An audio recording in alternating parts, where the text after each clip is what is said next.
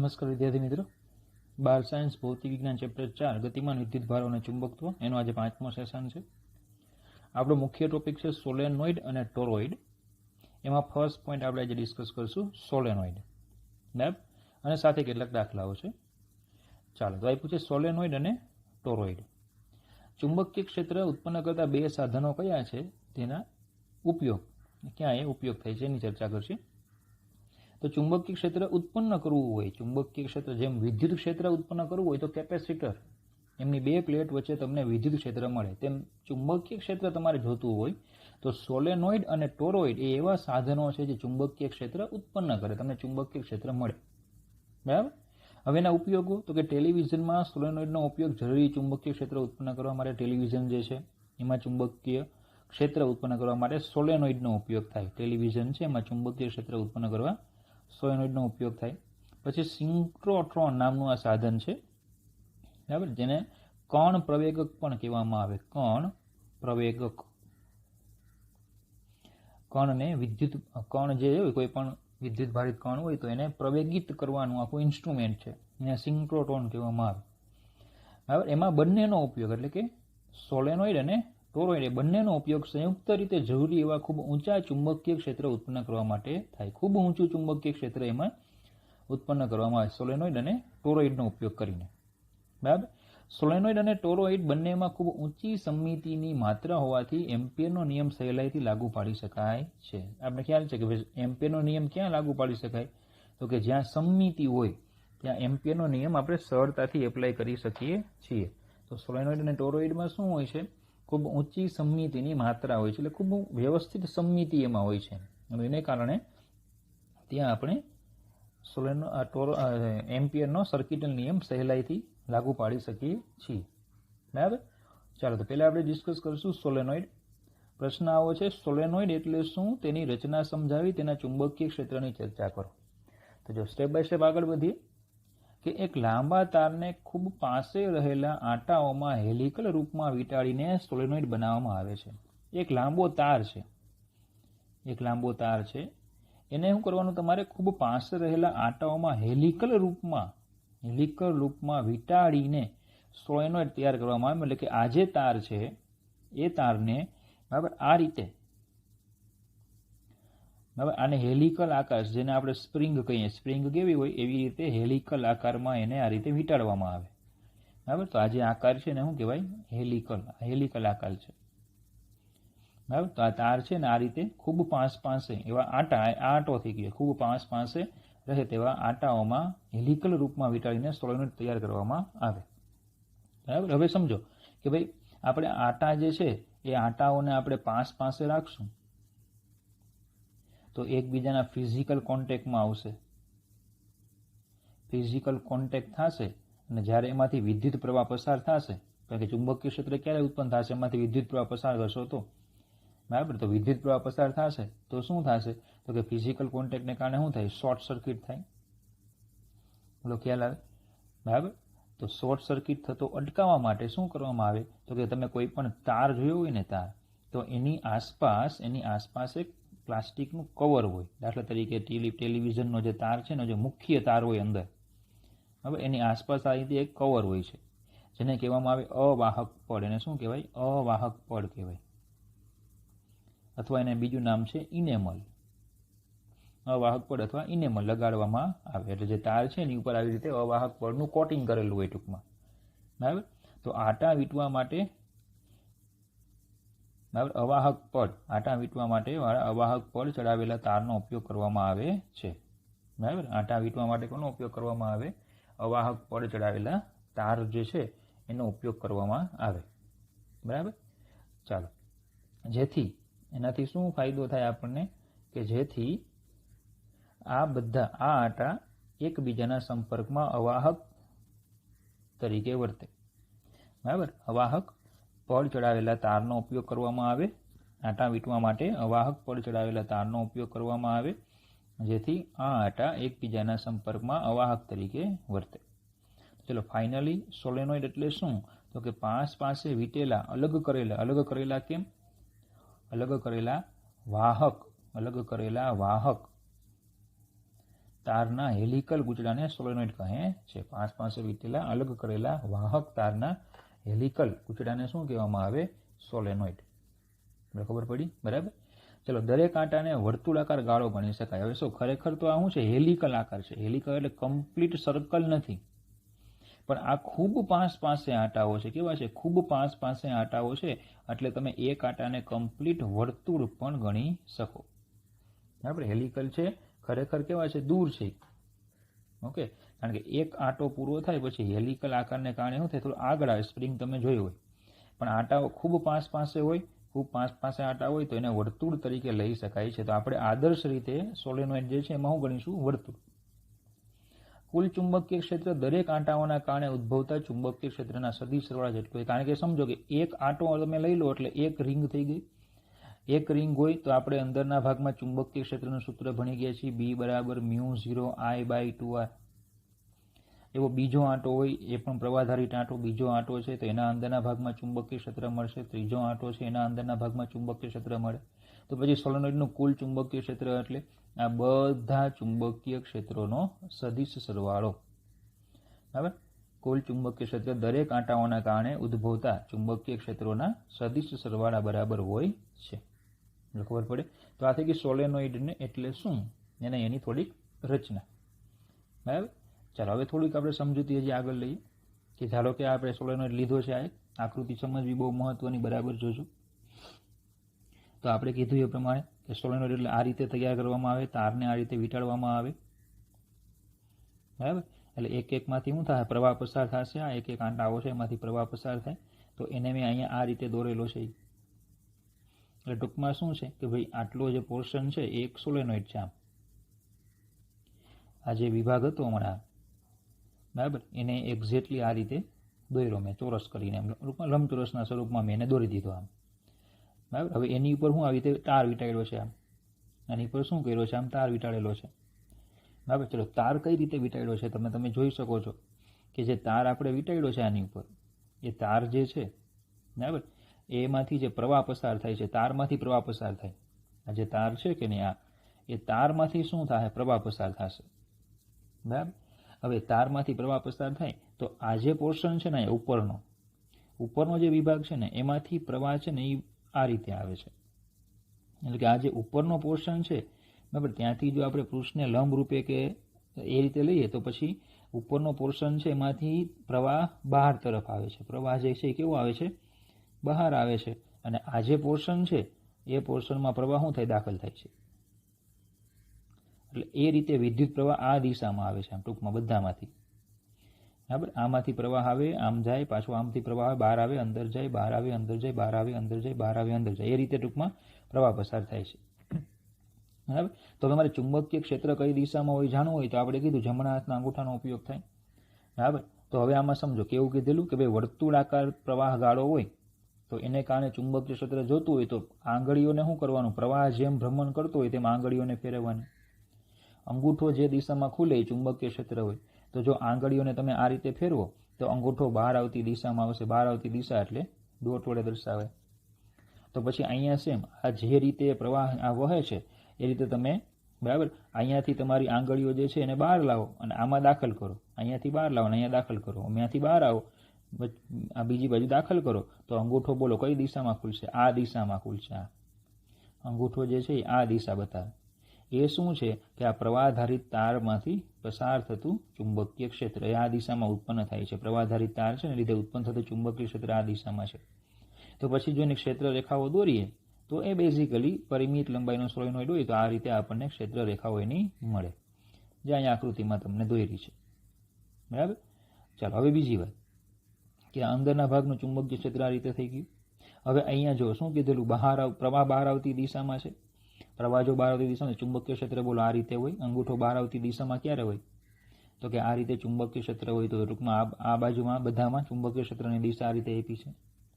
ચલો, અહીંયા દાખલ થાય છે તો અંગૂઠો દાખલ થતી દિશામાં દોરો એટલે જો આમ આવશે. દાખલ થતી દિશા એટલે ક્રોસ. પણ આકૃતિમાં આપણે ડોટ નથી, ખરેખર એ શું છે? તાર છે, એવું ખાલી રજૂ કરે છે. તો અહીંયા શું આવશે? ક્રોસ આવશે. આ દિશામાં ચુંબક ક્ષેત્ર હશે તો ઇક્વલ. બરાબર. આ રીતે બીજી ક્ષેત્ર રેખાઓ પણ તમે દોરી શકો જેમ આમાં દોરી છે એ રીતે. બરાબર. તો હવે આ જ સેમ વસ્તુને ઓલ ઓવર આખા સોલેનોઇડને જો ધ્યાનમાં રાખીએ તો જો અહીંયા ઉપર શું હોય, ડોટ હોય તો જો અહીંયા બધે ડોટ છે, નીચે ક્રોસ હોય તો અહીંયા ક્રોસ છે. બાકીનું ક્ષેત્ર આમાં જેવું છે બ્લુ લાઈન એવું જ ક્ષેત્ર રેખાઓ આમાં છે. આ પી એ અંદરનું બિંદુ કહેવાય, ક્યુ એ બહારનું બિંદુ કહેવાય. ચલો આ ભાગમાં ચુંબકીય ક્ષેત્ર રેખાઓ જો આ રીતે છે, આમાં છે એવી રીતે, અને અહીંયા ચુંબકીય ક્ષેત્ર વિરુદ્ધ દિશામાં છે. ખબર પડે તો આ રીતે સોલેનોઇડમાં ચુંબકીય ક્ષેત્ર રજૂ કરી શકાય. બરાબર. ચાલો હવે એક એક આકૃતિ પરથી આપણને શું તારણ મળે તો જો પહેલા આપણે આ આકૃતિ લીધી.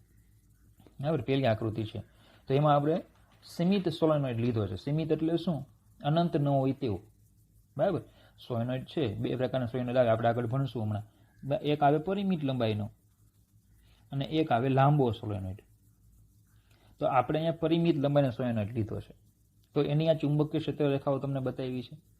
બરાબર. એમાં પરિમિત લંબાઈ સોલેનોઇડમાં ખાલી નાનો એક ભાગ છે ને ખૂબ મોટો કરીને એમાં બતાવ્યો છે. ખૂબ પરિમિત લંબાઈનો સોલેનોઇડ આખો હોય પણ એનો એક નાનો અમસ્તો ભાગ છે એ ખૂબ મોટો કરીને અહીંયા બતાવ્યો છે. ખબર પડે? બરાબર. ચલો આના પરથી આપણે એટલું તો સ્પષ્ટ આવે છે કે આ જે પાસેના ગાળાઓ છે, એમ વર્તુળાકાર ગાળાઓ આ જે છે એના પરથી આપણે એટલી ખબર કે પાસેના આટાઓનું ચુંબકીય ક્ષેત્ર જે હોય, આ પાસેના આટા નથી, અહીંયા ચુંબકીય ક્ષેત્ર આમ છે તો અહીંયા ચુંબકીય ક્ષેત્ર આમ છે. બરાબર. અહીંયા ચુંબકીય ક્ષેત્ર આમ છે તો અહીંયા ચુંબકીય ક્ષેત્ર આમ છે. સેમ અહીંયા એવું થાય, અહીંયા ચુંબકીય ક્ષેત્ર આમ છે તો અહીંયા આમ છે. તો ટૂંકમાં પાસેના આટાઓ જે છે એ એકબીજાનું ચુંબકીય ક્ષેત્ર શું કરે છે? નાબૂદ કરે છે. તો આ આખું નાબૂદ થાય તો આ પણ બધું શું થઈ જાય? નાબૂદ થઈ જાય. પાસેના આટાઓ છે એકદમ ચુંબકીય ક્ષેત્ર શું કરે? નાબૂદ કરે. તો ટૂંકમાં આ બધું શું થઈ જાય? નાબૂદ થઈ જાય. પણ જો આને કોઈ નાબૂદ નહીં કરે, અંદરનું જે છે એને, બરાબર, તો એનો મતલબ કે સોલેનોઇડ છે એના બહારના ભાગમાં ચુંબકીય ક્ષેત્ર કેવું હોય? 0. બહારના ભાગમાં ચુંબકીય ક્ષેત્ર કેવું હશે? 0. તો જો 3 મુદ્દા છે આકૃતિ. એમાં સીમિત સોલેનોઇડની ચુંબકીય ક્ષેત્ર રેખાઓ દર્શાવી છે. સોલેનોઇડના એક ભાગનું વિવર્ધિત નિરૂપણ દર્શાવ્યું છે કે આખો સોલેનોઇડ હોય એમાં ખાલી એક નાનો પોર્શન આપણે લીધો. આકૃતિ એમાં વર્તુળાકાર ગાળા પરથી સ્પષ્ટ છે કે પાસેના આટાઓનું ચુંબકીય ક્ષેત્ર નાબૂદ થઈ જાય છે. પાસેના આટાઓ છે એનું ચુંબકીય ક્ષેત્ર નાબૂદ થઈ જાય છે. તો આ નાબૂદ થઈ જાય તો આ બ્લેક કલરનું જે છે એ બધું નાબૂદ થઈ જાય, ખાલી અંદરનું જે બ્લુ છે ને એ જ ખાલી રહે. ચલો પછી બીજી આપણે આકૃતિ લીધી હતી, આકૃતિ બી. આકૃતિ બી સમગ્ર સોલેનોઇડના ચુંબકીય ક્ષેત્ર સાથે દર્શાવ્યો છે. આકૃતિ બી જે છે એ આમ બરાબર આખો સોલેનોઇડ છે અને ચુંબકીય ક્ષેત્ર સાથે આપણે દોર્યો. આકૃતિ એ જેવું જ છે, બીજું નવું નથી કંઈ. આકૃતિ બી પરથી સ્પષ્ટ છે કે સોલેનોઇડની અંદરની તરફ મધ્યમાં આ જો અંદરનો ભાગ છે એમાં મધ્ય પોર્શનનો જ ખાલી વિચાર કરીએ. ધારો કે આટલો પોર્શન એ મધ્ય પોર્શનનો લઈ લો તો તમને જો યાદ હોય તો ચેપ્ટર 1માં આપણે એવું ભણી ગયા હતા, સમાન વિદ્યુત ક્ષેત્ર. સમાન વિદ્યુત ક્ષેત્ર હોય એની ક્ષેત્ર રેખાઓ એકબીજાને સમાંતર હોય એવું ભણી ગયા હતા. તો અહીંયા અંદરના ભાગમાં ક્ષેત્ર રેખાઓ જો એકબીજાને સમાંતર ગણી શકો તમે. એનો મતલબ કે અંદરના ભાગમાં ક્ષેત્ર કેવું હશે? સમાન. ચુંબકીય ક્ષેત્ર કેવું છે? સમાન છે, અચળ છે, ફિક્સ મૂલ્ય છે. ખબર પડે? જ્યારે બહારના ભાગમાં હમણાં કીધું આગળ એ પ્રમાણે બહારના ભાગમાં ચુંબકીય ક્ષેત્ર કેવું હોય? 0. તો આકૃતિ બી પરથી સ્પષ્ટ છે કે સોલેનોઇડની અંદરની તરફ મધ્યમાં આવેલા પી બિંદુ પાસે ચુંબકીય ક્ષેત્ર નિયમિત પ્રબળ અને તેની અક્ષની દિશામાં છે. એ પણ ખ્યાલ હોય કે બધા સદિશો એક જ દિશામાં છે એટલે અક્ષની દિશામાં ચુંબકીય ક્ષેત્ર છે. અને બહારના બિંદુ ક્યુ પાસે ચુંબકીય ક્ષેત્ર નબળું અને મોટે ભાગે સોલેનોઇડની અક્ષને સમાંતર હોય છે, જેનો લંબ ઘટક હોતો નથી. ક્યાં વાત કરે છે? બહારના બિંદુ ક્યુ પાસે ચુંબકીય ક્ષેત્ર નબળું હોય. બહારના ભાગમાં ચુંબકીય ક્ષેત્ર કેવું હોય છે? નબળું હોય છે. બરાબર. પણ આદર્શ રીતે 0 હોય છે. આદર્શ રીતે ચુંબકીય ક્ષેત્ર કેવું હોય છે? 0. કારણ કે ઘટકો ખૂબ પાસે કમ્પ્લીટ વર્તુળાકાર ગાળો બનાવે, કમ્પ્લીટ વર્તુળાકાર, જેને આદર્શ સોલેનોઇડ કહેવાય. આદર્શ સોલેનોઇડ કે જેમાં જે ગાળો છે કેવો હોય? કમ્પ્લીટ વર્તુળાકાર હોય. કમ્પ્લીટ વર્તુળાકાર હોય ને તો આ ચુંબકીય ક્ષેત્ર કેવું થાય? 0 થઈ જાય. એ આદર્શ સોલેનોઇડ છે. જો આદર્શ સોલેનોઇડ ન હોય, હેલિકલ, બેઝિકલી સોલેનોઇડમાં હેલિકલ આટા જ હોય, તો પછી અહીંયા કંઈક ચુંબકીય ક્ષેત્ર હોય પણ કેવું? ખૂબ નબળું ચુંબકીય ક્ષેત્ર હોય પણ કેવું હોય? ખૂબ નબળું ચુંબકીય ક્ષેત્ર હોય. પણ આપણા સિલેબસમાં આપણે આદર્શ સોલેનોઇડને ધ્યાનમાં લઈશું. બરાબર. ચાલો. અને બીજું કેવું? અક્ષને સમાંતર. તો સીધી વાત છે, સ્પર્શક દોરો તો બોલો આ અક્ષને સમાંતર આ રીતે આવશે. આ જે સોલેનોઇડ છે એની અક્ષ કહેવાય, અક્ષને સમાંતર છે, જેનો લંબ ઘટક હોતો નથી. લંબ ઘટક નથી હોતો આનો. બરાબર. ચલો, આ થઈ ગઈ રચના. સોલેનોઇડ જે છે એની રચના અને થોડોક સિદ્ધાંતની ચર્ચા કરી. હવે એના ચુંબકીય ક્ષેત્રનું સૂત્ર લઈએ. પહેલા તો અતિ લાંબા સોલેનોઇડ એવી વાત કરી. અતિ લાંબો સોલેનોઇડ. હવે જો પરિમિત લંબાઈનો સોલેનોઇડ હોય ને, પરિમિત લંબાઈનો, તો અહીંયા જે છે ને ચુંબકીય ક્ષેત્ર તમને વક્ર દેખાય છે. જોવા આ પરિમિત લંબાઈને કારણે.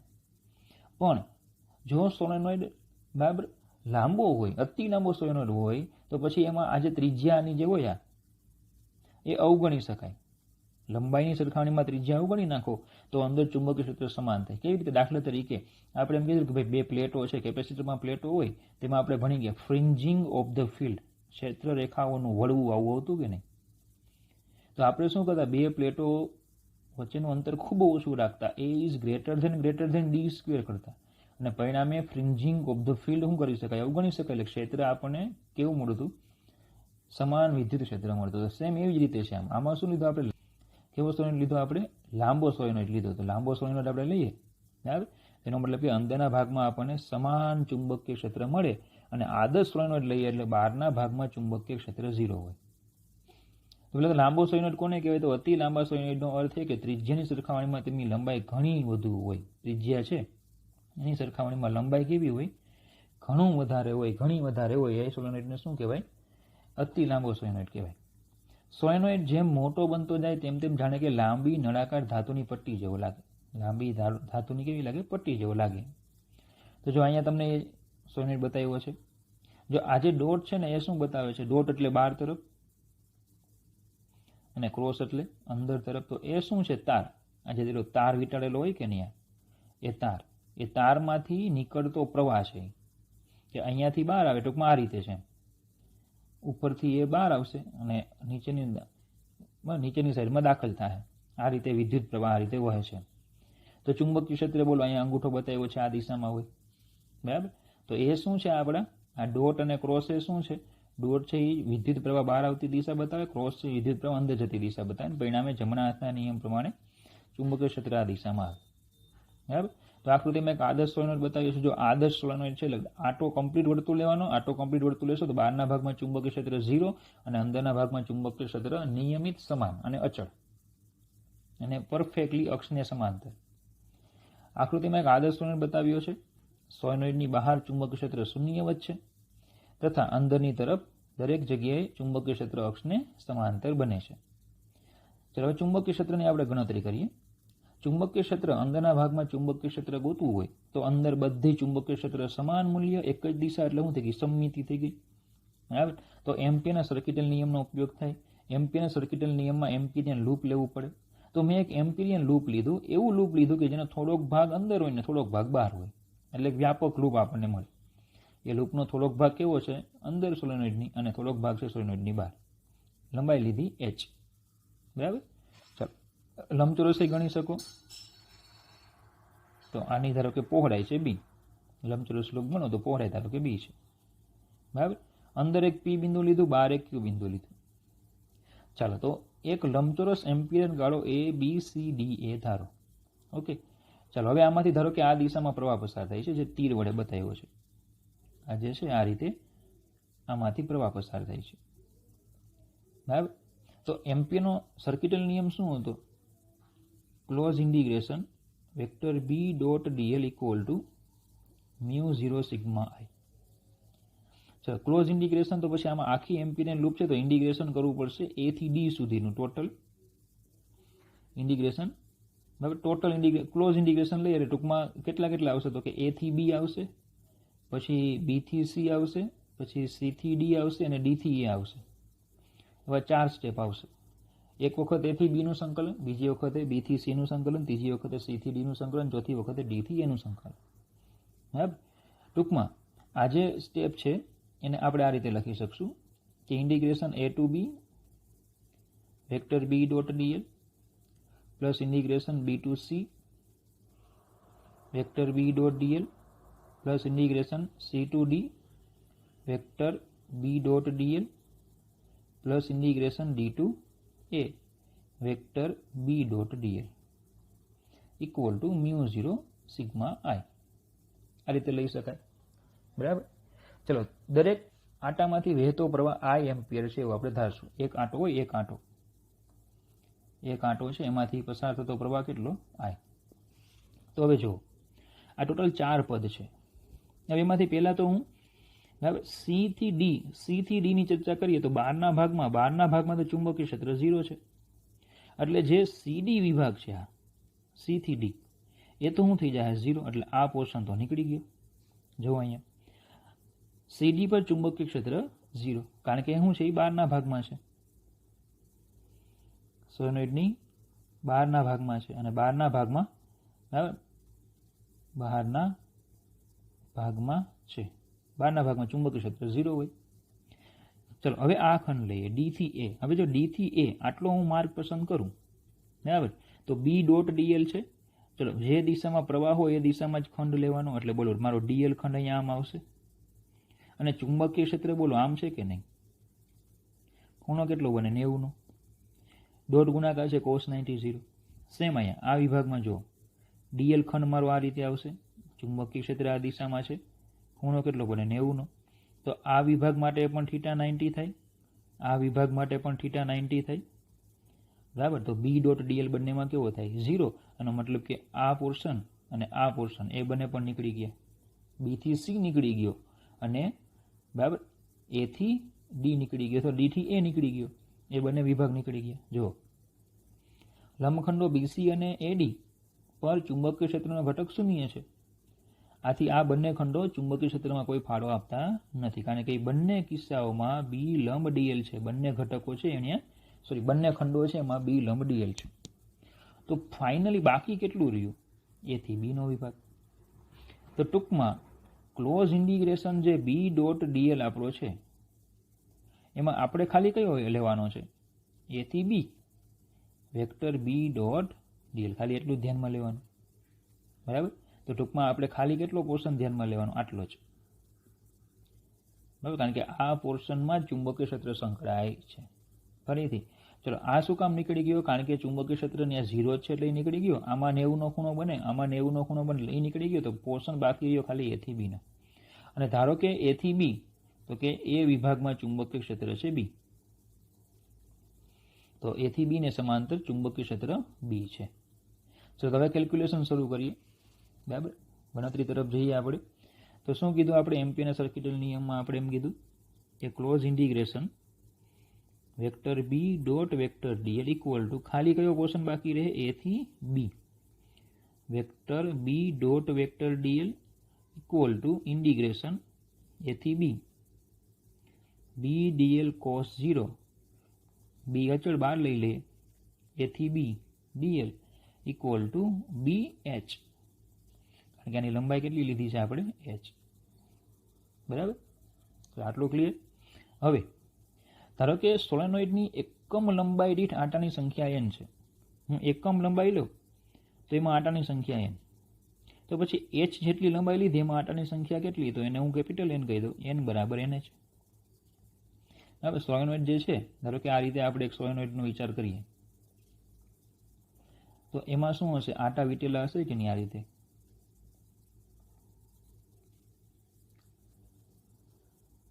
હવે આપણે જે પોર્શન ધ્યાનમાં લીધો ધારો કે આટલો જ હોય, તો મારે શું ગોતવું પડશે? કે આટલા વિભાગમાંથી ઘેરાયેલો પ્રવાહ લેવાનો ને સિગ્મા આઈ. તો ઘેરાયેલા પ્રવાહમાં બોલો આ બાજુનો આ નહીં આવે, આ બાજુના આટાઓમાંથી નહીં આવે, આપણે ખાલી આટલો જ પોર્શન ગોતવો પડે. એટલામાંથી ઘેરાયેલો પ્રવાહ ગોતવાનો. તો એના માટેના સ્ટેપ શરૂ કરીએ છીએ આપણે. કે ધારો કે સોલેનોઇડની એકમ લંબાઈ આટાની સંખ્યા કેટલી છે? n. એકમ લંબાઈ હોય તો આટાની સંખ્યા n, તો h લંબાઈમાં આટાની સંખ્યા nh થાય, બરાબર. હવે એક આંટો હોય, એક આંટામાંથી વહેતો પ્રવાહ I હોય, તો ટોટલ કેટલા આંટા આવ્યા? n. n આંટામાંથી વહેતો પ્રવાહ કેટલો? એ જે સિગ્મા I કહેવાય. તો સિગ્મા I બરાબર NHI. એક આંટો, ધારો કે આમાં એક આંટો છે, એમાંથી વહેતો પ્રવાહ I. તો સીધી વાત છે કે જો 1 2 3 4 5 6 આંટા છે, તો પ્રવાહ કેટલો પસાર થાય? 6I, બરાબર. તો આમાં આંટા કેટલા લીધા આપણે? n. તો બરાબર કેપિટલ NI. સિગ્મા I બરાબર શું લખાય છે? Capital NI. તો સ્મોલ NHI. ખબર પડે આટલી, બરાબર. ચાલો, તો આ કઈ રીતે પદ આવ્યું ખ્યાલ આવી ગયો. એક આટામાંથી n, તો એવા h આટા હોય તો કેટલા? તો n બરાબર NH, બરાબર.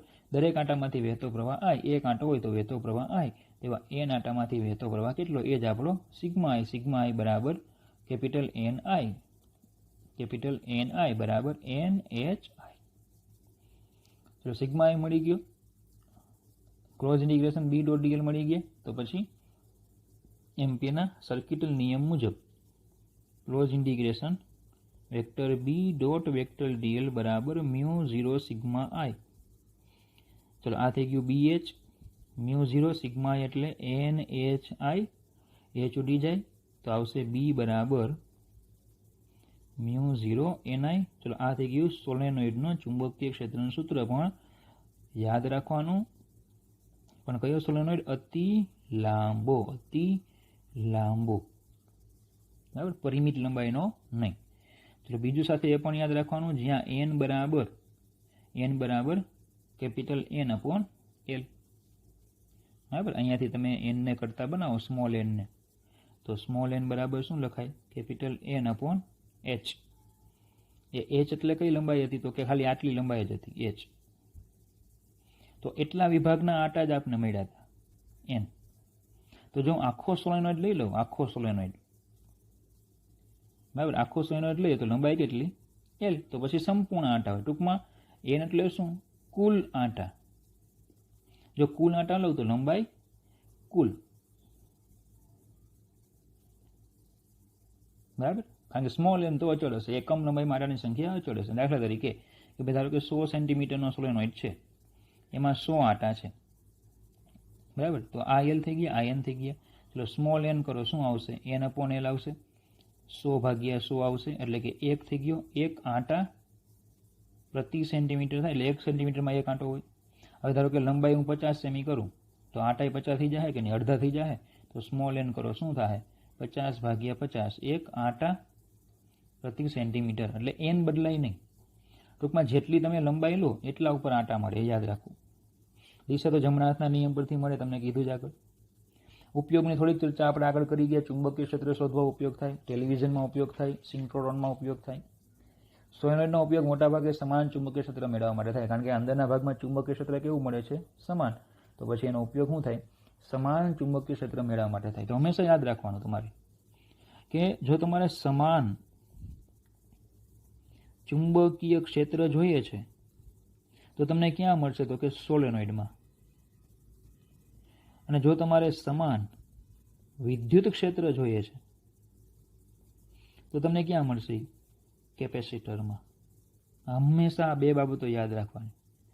સમાન ચુંબકીય ક્ષેત્ર હંમેશા સોલેનોઇડમાં મળે અને સમાન વિદ્યુત ક્ષેત્ર હંમેશા કેપેસિટરની બે પ્લેટો વચ્ચે મળી જાય, બરાબર. બીજો એક પોઈન્ટ છે કે સોલેનોઇડના અંદર નરમ લોખંડ દાખલ કરવાથી મોટું ચુંબકીય ક્ષેત્ર ઉત્પન્ન કરાય. મતલબ એ ધારો કે એકલો સોલેનોઇડ છે, ચુંબકીય ક્ષેત્ર અંદરના ભાગમાં 5 ટેસ્લા છે, પ્રવાહને કારણે મ્યુ 0 એનઆઈથી મળી જાય. એ ચુંબકીય ક્ષેત્ર તમારે વધારવું છે, બી વધારવું હોય તો શું કરવું પડે? તમારે પ્રવાહ વધારવો પડે અથવા તો આટાઓની સંખ્યા વધારવી પડે, બરાબર. બી વધારવું હોય તો તમારે કાં તો શું કરવું પડે? પ્રવાહ વધારવો પડે ને કાં પછી આટાઓની સંખ્યા વધારવી પડે. 1 સેન્ટીમીટરમાં આટાની સંખ્યા વધારવી પડે. ચલો આ તમે કરી શકો. કઈ રીતે? તો કે તમે સોલેનોઇડમાં તમે એક વખત આટા વીંટાળ્યા, ધારો કે 100 આટા વીંટાળ્યા, તો એની ઉપર તમે બીજો એક સ્તર ચડાવી દો. બીજું સ્તર, આટાઓનું બીજું સ્તર તમે ચડાવો, બરાબર. એની ઉપર તમે આટાઓનું હજી ત્રીજું સ્તર ચડાવો. તો આ રીતે તમે કરવાથી શું કરી શકો? એકમ લંબાઈમાં આટાની સંખ્યા વધારી શકો. પ્રવાહ વધારવાથી પણ બી વધે, પ્રવાહ વધારો તો પણ બી વધી જાય, બરાબર. પણ તમારે પ્રવાહ કે એનને વધારવા નથી અને છતાં ચુંબકીય ક્ષેત્ર વધારવું છે તો શું કરી શકશો તમે? તો કે ચુંબકનો જે સોલેનોઇડનો જે અંદરનો ભાગ છે, ગર્ભ ભાગ છે, એમાં તમારે નરમ લોખંડને દાખલ કરવું પડે. નરમ લોખંડ છે એને દાખલ કરવું પડે. ટૂંકમાં કોઈ અન્ય માધ્યમ લેવું પડે. અત્યારે આપણે શું ધારીએ છીએ? શૂન્યાવકાશ. સૂત્રમાં મ્યુ 0 આવ્યા કે નહીં? તો અન્ય માધ્યમ તમે દાખલ કરો તો મ્યુ એન આઈ થાય. ખબર પડે? મ્યુ એન આઈ થાય. અને મ્યુ અપોન મ્યુ 0 બરાબર મ્યુ આર આપણે ભણી ગયા છીએ. તો બી બરાબર mu R mu 0 N I. એટલે જો ચુંબકીય ક્ષેત્ર કેવું થઈ ગયું? મ્યુ આર ગણું થઈ ગયું, મોટું થઈ જાય. તો વધારે ચર્ચા આપણે ચેપ્ટર 5માં છે આની, બરાબર. ચલો, તો આ થઈ ગયો સોલેનોઇડ. ચેપ્ટરની ફર્સ્ટ નંબરની આઈએમપી થિયરી કહેવાય. તમને ચેપ્ટરની 3rd નંબરની આઈએમપી થિયરી આપી હતી. કઈ? વર્તુળાકાર રિંગને કારણે એક અંતરે ચુંબકીય ક્ષેત્ર તો આ છે ફર્સ્ટ નંબરની આઈએમપી થિયરી. સોલેનોઇડનું ચુંબકીય ક્ષેત્રનું સૂત્ર મેળવો. સોલેનોઇડ એટલે શું, તેની રચના અને સિદ્ધાંત સમજાવી સોલેનોઇડમાં ચુંબકીય ક્ષેત્રનું સૂત્ર મેળવો. બરાબર. તો આપણે 3 ભાગ, આ થિયરીના આપણે 2 ભાગ કર્યા હતા. ઓકે, ક્લિયર આટલું? ચલો, સોલેનોઇડની વાત પૂરી થઈ ગઈ. આ તો અતિ લાંબો સોલેનોઇડ, પણ હવે આપણે લઈએ છીએ પરિમિત લંબાઈનો સોલેનોઇડ, જેમાં તમારે સૂત્ર યાદ રાખવાનું છે. પરિમિત લંબાઈનો સોલેનોઇડ છે, અહીંયાથી પ્રવાહ બહાર આવે છે, અહીંયા પ્રવાહ દાખલ થાય તો ચુંબકીય ક્ષેત્ર આ દિશામાં હોય. અંતરના કોઈ પી બિંદુ પાસે તમારે ચુંબકીય ક્ષેત્ર ગોતવું છે તો પી બિંદુથી તમારે છેડાઓને જોડી દેવાના. પી બિંદુથી છેડાઓને શું કરી દેવાના? જોડી દેવાના. આ ખૂણો મળે અને α1 કહી દઈએ. આ જે છે એ ખૂણાને શું કહી દઈશું આપણે? α1 કહી દઈએ. આ ખૂણાને આપણે α2 કહી દઈએ. તો તમને ચુંબકીય ક્ષેત્રનું સૂત્ર મળે, જે તમારે યાદ રાખવાનું છે કે B બરાબર μ0ni/2 sin α1 પ્લસ sin α2. જો તમને યાદ હોય તો પરિમિત લંબાઈના તાર માટે સેમ આવી પેટર્નનું સૂત્ર હતું, ખાલી આગળનું પદ અલગ હતું.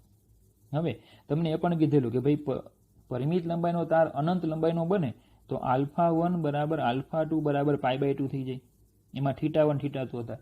અનંત લંબાઈ હોય તો ત્યાં θ કેવો થઈ જાય? π/2. તો સેમ આને જો આપણે અનંત બંને બાજુથી વિસ્તારી દઈએ એટલે લાંબો સોલેનોઇડ થઈ જાય, અને લાંબો સોલેનોઇડ થાય તો α1 બરાબર α2 બરાબર π/2 થાય. તો અહીંયા sin π/2 1, અહીંયા sin π/2 1, 1 + 1 એટલે 2. તો બોલો B કેવા આવી ગયા? μ0ni, જે હમણાં આપણે સાબિત કર્યું. બરાબર. B બરાબર μ0ni આપણને આ રીતે મળે. ચલો, તો આ આખી ચર્ચા થઈ ગઈ સોલેનોઇડની. બરાબર. તો નેક્સ્ટ સેશનમાં આપણે ટોરોઇડ લઈશું.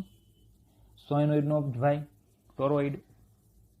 પણ એની પહેલાં કેટલાક દાખલાઓ જે લાસ્ટ સેશનમાં આપણે બરાબર તાર માટે ચુંબકીય ક્ષેત્રના સૂત્ર ભણી ગયા, B બરાબર μ0I/2πy અથવા 2πr, એના દાખલાઓ છે. બહુ ઇઝી છે, એક જ સૂત્ર મૂકવાનું છે, μ0I/2πr. તો એક લાંબા સીધા તારમાંથી 35 એમ્પિયર વિદ્યુત પ્રવાહ વહે છે. તો I બરાબર 35 એમ્પિયર. તારથી 20 સેમી અંતર એટલે R 20 સેમી, 2 × 10⁻1 ઘાત મીટર. ચુંબકીય ક્ષેત્ર B નું મૂલ્ય શોધો. ચલો, B નું મૂલ્ય શોધવાનું બહુ સિમ્પલ, બહુ એટલે બહુ એકદમ સિમ્પલ, બરાબર, સહેલાથી પણ સહેલો એમ. ચલો, તાર માટે સૂત્ર μ0I/2πr. તો B બરાબર 4π × 10⁻7 ગુણ્યા 35/2 ગુણ્યા R 2 × 10⁻1 ગુણ્યા π 3.14, અથવા π એમને રહેવા દો તોય ચાલે, π ઉડી જશે. તો તમને ચુંબકીય ક્ષેત્ર B મળી જશે 35 ગુણ્યા, કારણ કે 4 4 ઉડી જાય, π ઉડી જાય, 35 ગુણ્યા 10⁻6 એટલે B મળી જશે 3.5 ગુણ્યા 10⁻5 ઘાત ટેસ્લા. ચુંબકીય ક્ષેત્રનો એકમ છે ટેસ્લા. બરાબર, ઇઝી છે. નેક્સ્ટ એક્ઝામ્પલ લઈએ એની પહેલા મોર્નિંગ, ગુડ મોર્નિંગ. જોજો, હવે આવું નાનપણમાં ચિત્ર તમે જોયું હોય, દિશાઓ કઈ રીતે નક્કી કરવાની, એવું નાનપણમાં તમને સર ભણાવ્યું પણ હશે. તો હવે એની જરૂર અહીંયા શું છે? તો આ ચેપ્ટરમાં, ચોથું ચેપ્ટર છે, એમાં ખાસ તો દિશાઓની રમત બહુ છે. કારણ કે ચુંબકીય ક્ષેત્ર ગમે તે દિશામાં મળે તો તમને તો પેલા 4 ડાયરેક્શન કઈ રીતે નક્કી થાય એ તમને ખબર પડવી જોઈએ. તો એ તમને યાદ હોય, તો જો તમને ખ્યાલ હોય તો તમને સરે એવું કરાવ્યું હશે જ. બરાબર, કે ભાઈ તમે દિશાઓ નક્કી કરવી હોય તો સૂર્યની સામે મુખ રાખીને ઊભા રહી જાઓ.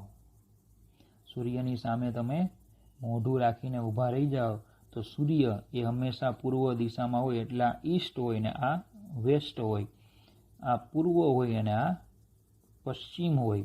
તો પછી તમારો જમણો હાથ જે બાજુ હોય ત્યાં દક્ષિણ હોય અને ડાબી બાજુ ઉત્તર હોય. આવી દિશાઓ તમને ખબર છે.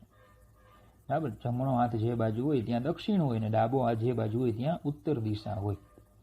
ઓકે, આટલો તો તમને ખ્યાલ છે જ. બરાબર, તો એને હું અહીંયા દોરી દઉં છું અત્યારે.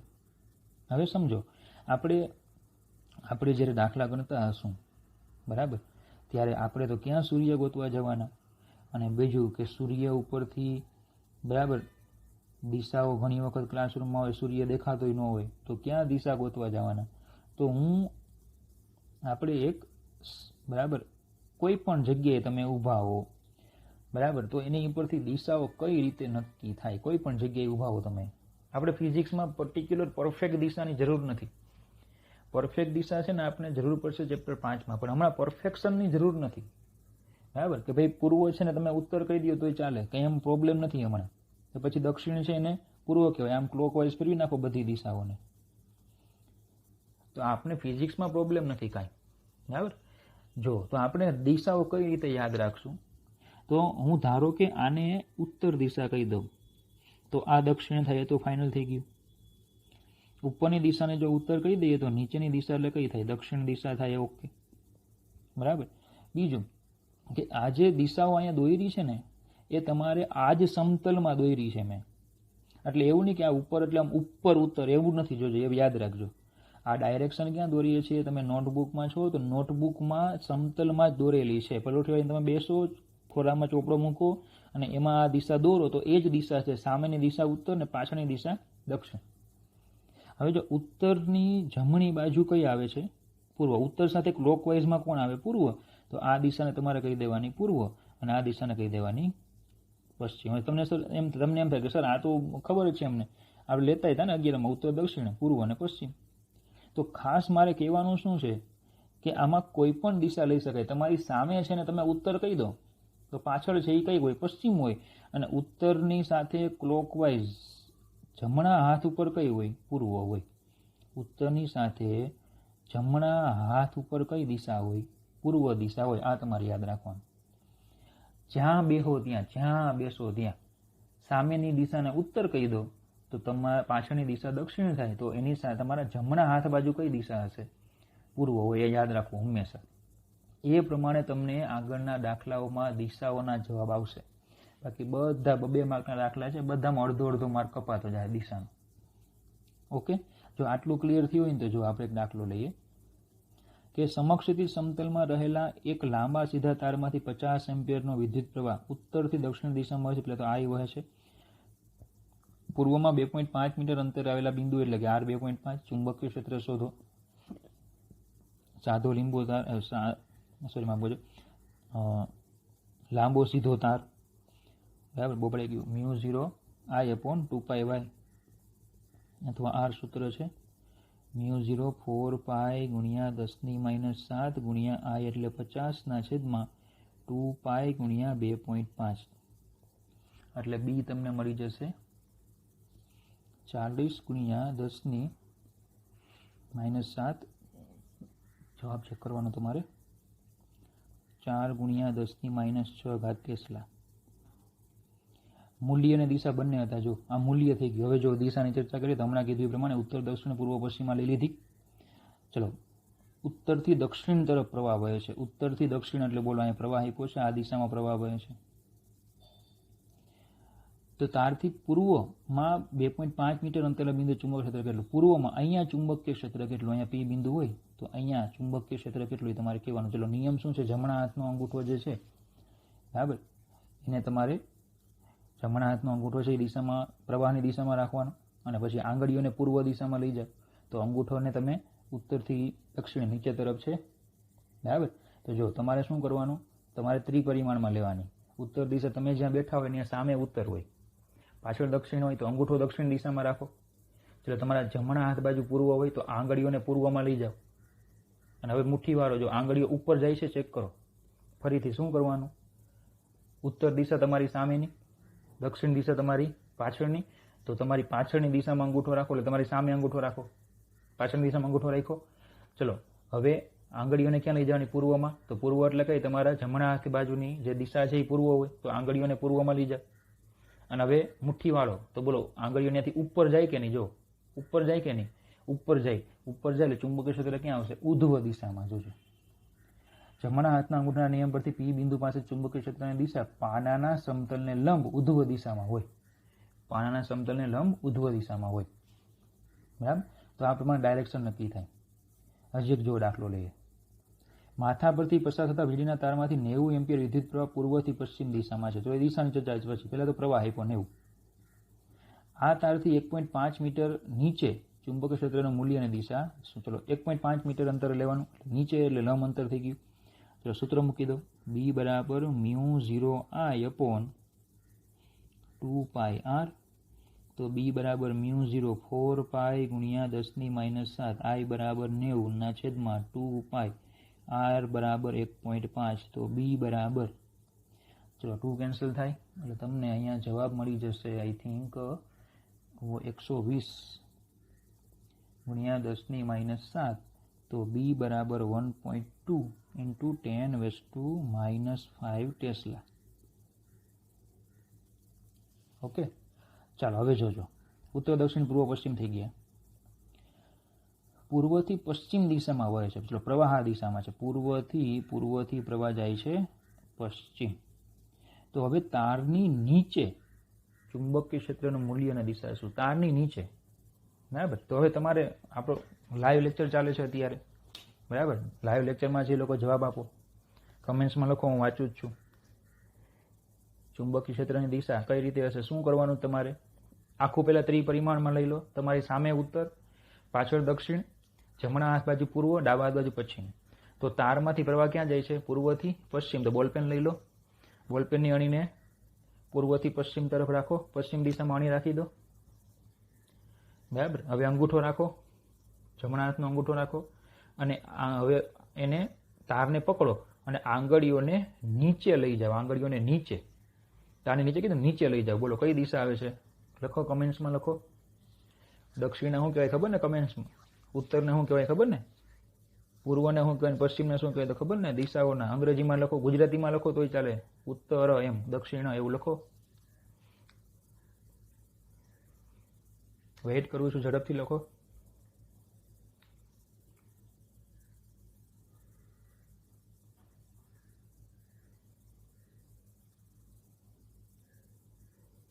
ઓકે, બોલો કઈ દિશા આવી હતી? દક્ષિણ. દક્ષિણ, સરસ. દક્ષિણ. જમણા હાથના અંગૂઠાના નિયમ પરથી પી બિંદુ પાસે ચુંબકીય ક્ષેત્રની દિશા દક્ષિણ દિશામાં હોય છે. બોલો ક્લિયર થઈ ગયું આટલું? દક્ષિણ દિશામાં તમને ચુંબકીય ક્ષેત્રની દિશા મળે, બરાબર. ચાલો, તો આ રીતે દિશાઓ હંમેશા જો પહેલાં તો તમે દોરવાની આ રીતે, દોરવાની તમારે આ રીતે, અને પછી આખી જે આ બધી દિશાઓ છે એને અવકાશમાં લઈ લેવાની. તમારી સામે આખી લઈ લો દિશાઓ અને પછી તમે, બરાબર, તાર રાખીને દિશાઓ ગોતો એટલે તમને પરફેક્ટલી જવાબ તમને મળી જાય, બરાબર. કંઈ બહુ ઝંઝટ નહીં, કોઈ મગજમારી નહીં. ચાલો, એક નાનો મસ્તો દાખલો લઈશું આપણે હજી. 4.9. 1 સેમી ત્રિજ્યા, ચલો 1 સેમી ત્રિજ્યા, r બરાબર 1 સેમી 10⁻² મીટર, 0.5 મીટર લંબાઈનો સોલેનોઇડ. ચલો હવે સોલેનોઇડના પ્રશ્નો છે. સૂત્ર હમણાં ભણી ગયા. બી બરાબર μ0 ni. 0.5 મીટર લંબાઈ છે, l 0.5 મીટર, 5 × 10⁻² મીટર. 500 આટા છે, n બરાબર 500, 5 × 10⁻². 5 એમ્પિયર વિદ્યુત પ્રવાહ પસાર થાય, I બરાબર 5 એમ્પિયર. ચુંબકીય ક્ષેત્રનું મૂલ્ય કેટલું? બી શોધો. બહુ સિમ્પલ. બી બરાબર μ0 ni. હમણાં ભણી ગયા. બી બરાબર μ0 ni. બી બરાબર μ0, કારણ કે n બરાબર n/l કીધેલું, n/l ઇન્ટુ I. તો બી બરાબર μ0 4π ગુણ્યા 10⁻⁷, n બરાબર 5 ગુણ્યા 10⁻², I બરાબર 5 ના છેદમાં l બરાબર 5 ગુણ્યા 10⁻⁻1. તો બી બરાબર, ચલો બી મળશે 2, માફ કરજો,